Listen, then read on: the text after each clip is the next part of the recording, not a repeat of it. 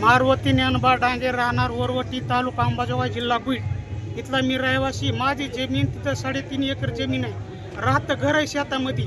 सगळं घर बी चाललं, शेत बी चाललं. आता तिथं जर गेलं, आता इतक्या दिवस आई वडिलांनी आमच्या शेती केली, कशी केली, कारखाने केले, उली तिली इकलं नाही, रोगाला बळी पडली, पण मरण पत्करलं, पण जमिनीला त्यांनी हात लावला नाही. आमच्यासाठी त्यांनी राखून ठेवली जमीन. आज ती जमीन ही सरकार म्हणतंय की सगळीकडले कोल्हापूरवाले फक्त विरोध करायचे आणि बाकीकडले सगळे करायला मंजुरी आहे त्यांची, असं मुख्यमंत्री साहेब म्हणते. आणि आम्ही तर प्रत्येक ठिकाणी कलेक्टर ऑफिसला सगळीकडे आम्ही अर्ज दिले, ही केले, पुन्हा तहसीलदार साहेबाकडे दिले. गावाकडे आले तर सांगायचं बाबा नाही आमच्याकडे करू नका, हे चांगलं नाही, आम्हाला एवढी शेती हीच करून खाताव. इथं मी आलोय म्हणजे माझे जनावर घरी बांधून आलोय. आज दूध काढू दिलं नाही, मारकी जनावर घरी लेकर वाळ. आमचे आई वडील वारलेले, एकटाच आहे मी, कुणी नाही घरी. आज सगळे बांधून मला न इकडे यायचं कारण म्हणजे ह्याच्यासाठी यायचं. आज जर ही जमीन गेली तर आम्हाला बीज पाणी पर्याय नाही.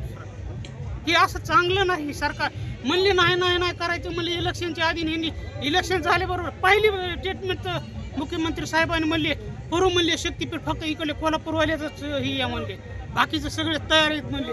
आणि तिकडले डोंगर भाग आहे थोडाफार, ती त्यांनी समजा थोडासा मोबदला दिला की ती खुश आहेत. पण आमच्या चांगल्या जमिनी चालल्या, त्याला मोबदला बी नाही, काहीच नाही. हाकालूनच आम्हाला काढायचे. आज प्लॉटची किंमत काय आहे ना, आमची जमीन तुम्ही काय म्हणून घेता फुकट, ही बरोबर नाही. असं वागणं सरकारचं, आम्ही करायचं तरी काय, ही चुकीचं वागणं सरकारचं.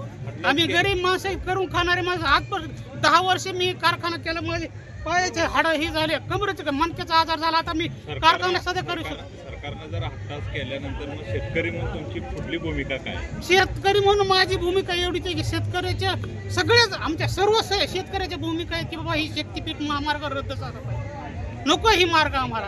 दुसरं त्याच्या शेजारीच आम्हाला परळी अंबाजोगाई ही नांदेडकडे गेलेला मार्ग जवळच आहे, त्याच्याच एक 10 मीटर अंतरानच दुसरा मार्ग चालू केलाय. म्हणजे मधल्या जमिनी सध्या वाहता येत नाहीत. आणि त्याच्यातून एक टावर लाईन गेली आमच्या शेतामधून. त्या टायमिंगला आमच्या आवळीचे झाडं, आंब्याचे झाडं तोडून काढले. त्याचा फक्त 25,000 रुपये मोबदला दिला आम्हाला. कापसामध्ये आमचं मटेरियल सगळं ते टावरचं टाकून दिलं, त्याचा मोबदला दिला नाही. आम्हाला कळत नव्हतं, आम्ही कारखान्याला होतो, इकडं कारखान्याला आहे तर तिकडे टावर उभं केले. आता बी तीच होणार आहे. आम्ही कुठंतरी कमवायला जाताना पोट भरायला हे करतील. अन्याय करू नये गोरगरीबावर, हे चांगलं नाही असं वागणं. हे बाळ, फ्रीज मधून श्रीखंड काढ ना. आम्ही पूर्वी घरीच बनवायचो श्रीखंड, त्याची चवच वेगळी होती. आता काय सगळं रेडीमेड. आजी, हे श्रीखंड खाऊन बघ. आज तुझ्या आईनं घरीच बनवलं की काय? हे आहे गोकुळचं श्रीखंड. अगदी जिभेवर रेंगाळणार. जिभेवरच नाही तर मनावरही रेंगाळणार. गोकुळ श्रीखंड, मनावर रेंगाळणार.